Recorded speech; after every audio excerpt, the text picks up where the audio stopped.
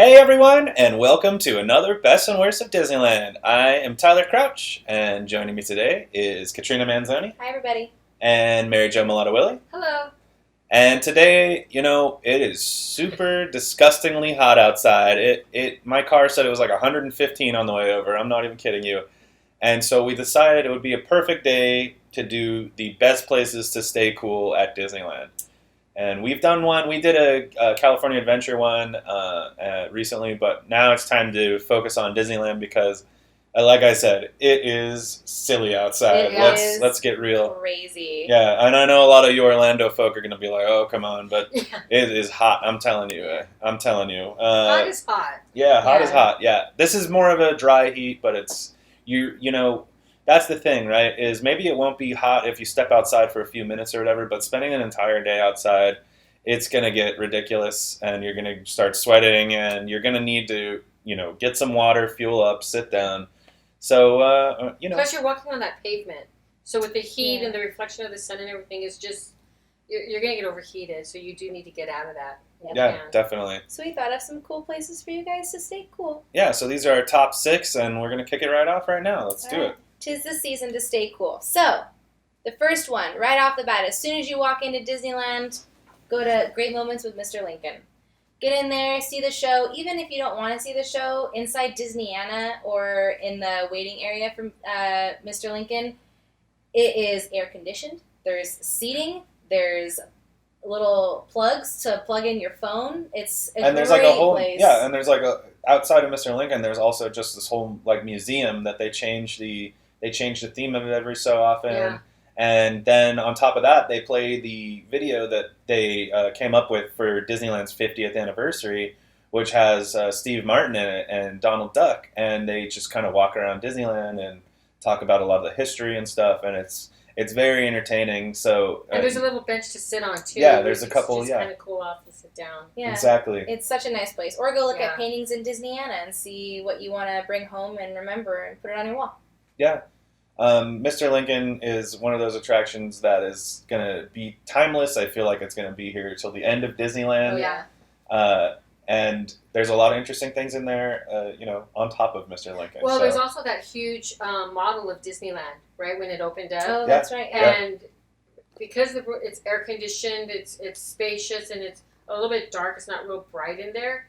And so when you look at all these things that Tyler and Katrina are talking about and this huge model of Disneyland, you're entertained. You're not. I don't find it a boring place at all. No, yeah. It's always a nice place to go and just kind of refresh yourself, but also you can just see like the history. I love watching the Steve Martin video. I love Steve Martin in general, right? So it's just adorable. So you can always just do stuff there and cool off. Yeah, and like I said, the little museum aspect changes every so often. So if you haven't been for a year or so, maybe you do a once a year vacation to Disneyland, something like that. Go in there and check it out because it's going to be a whole new. I'm blanking on the word. A whole new set of experience. But anyway, yeah, experience. It's a whole new experience. Well, the exhibit. There you go. She got it. Exhibit. Like the guy who does the car things and raps. Anyway, sorry. On to number 2 here. Let's do it. Okay, so number 2 is Splash Mountain.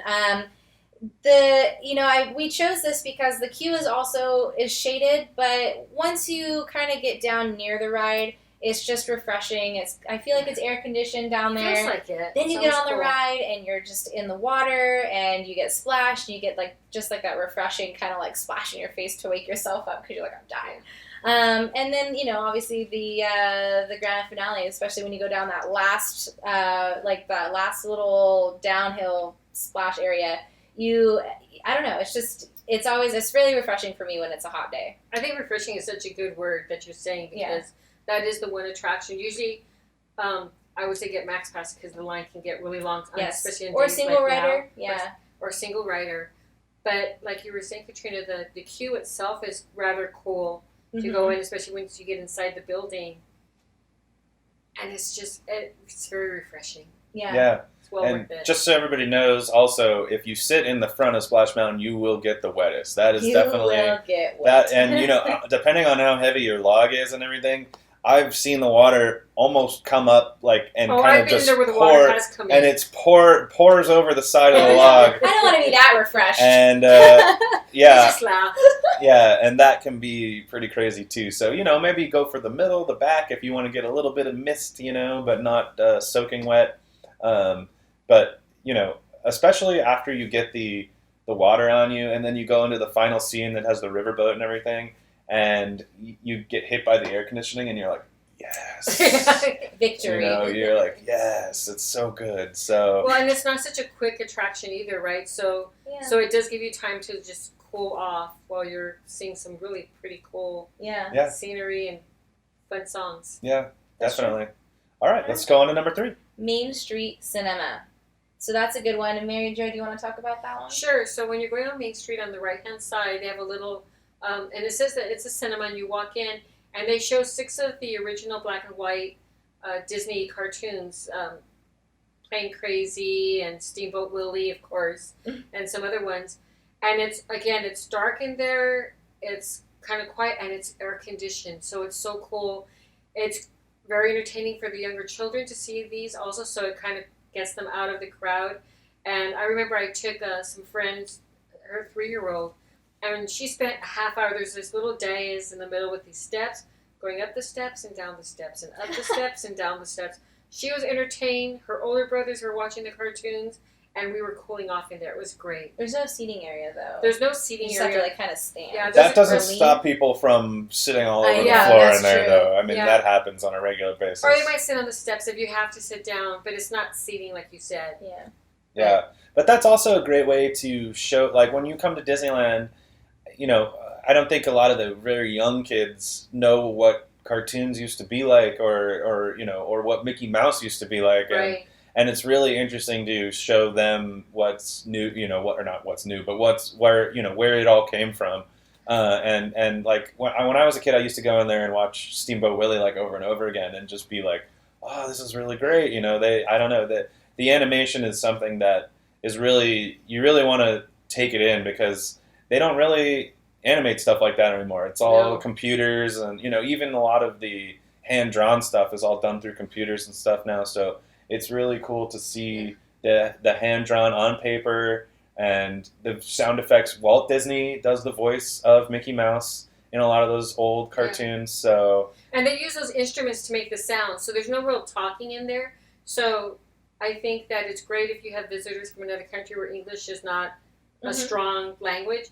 You can take them, they can appreciate that and enjoy that. And if you have younger children, kind of like what Tyler was talking about, the type of animation, it's a great learning experience to tell them this is how it all began. And they don't even realize they're learning, so that's the best. Yeah. Trickery. Okay. Let's go on to number 4 here. So, Pirates of the Caribbean. Yes, the line can get a little crazy, but once you get in the main area of Pirates, it's shaded, and then once you get inside, you'll get refreshing air conditioning, and then as soon as you get on that ride, it's like a 15-minute relaxation. You're off your yourself feet. Yeah, you're off your feet. You relax. You can enjoy darkness for a little while, and it's a great way to kind of cool off for me. It's a good 15 minutes of rest. And when you get down the waterfalls, because there's 2 of them at Disneyland, you get a little splash. You don't get soaked, but you do get a little splash. That's right. You get a little misty. mist. Yeah. A little Yeah, mist. unlike the one in Orlando where you go down that first hill, and if you're sitting in the front, the water can come over and hit you in the feet even. So I think this is a much more balanced drop than Orlando, and I especially like the part too. If we're talking about getting cool, is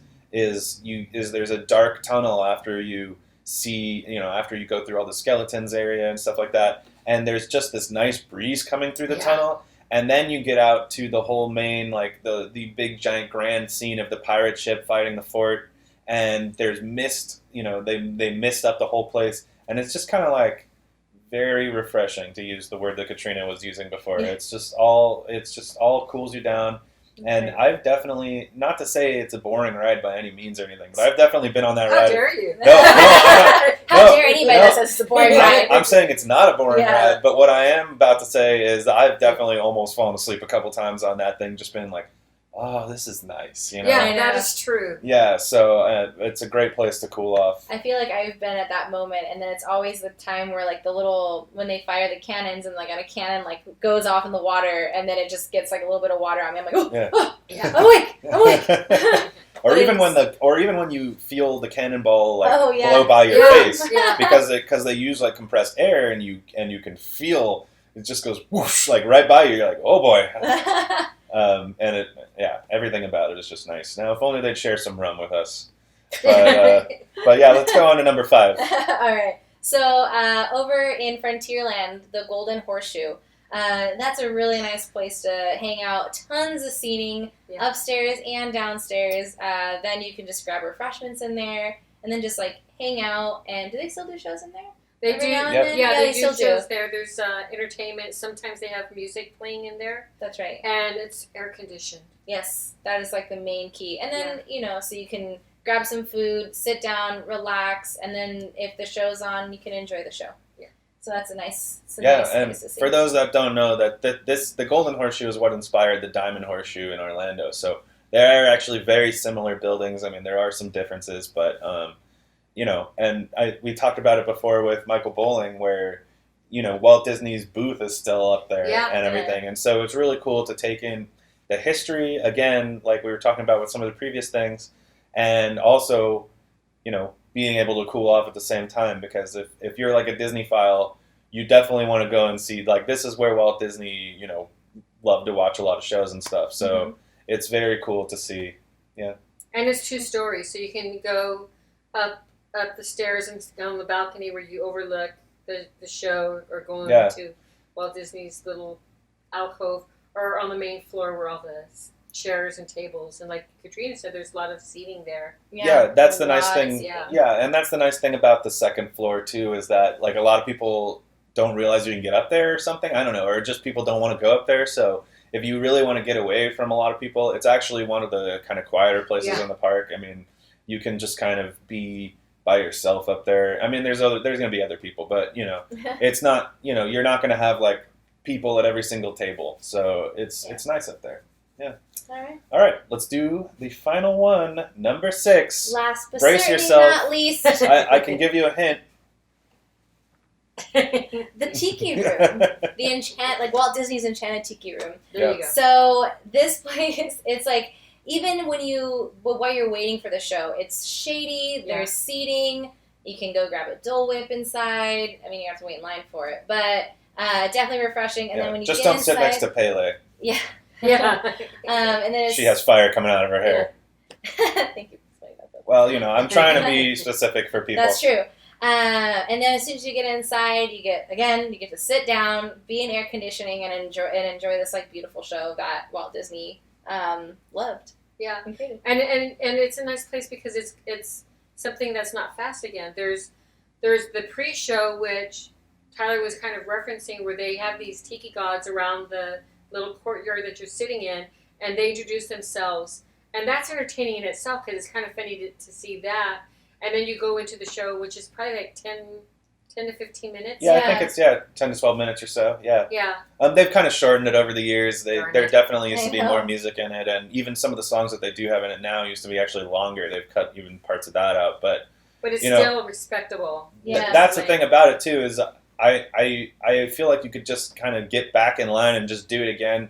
And for me personally, now don't do this if it's a very crowded theater and and there's a lot of people in there that are trying to get a seat. But one of my favorite things to do is I always want to sit in the back, because not only does it have like the best backrest, but also it's like these nice, very cushiony benches. Yeah.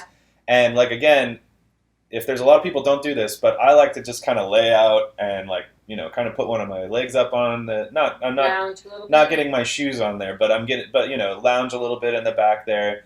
And Or, sit on your side. yeah, On not your only side. yeah, exactly.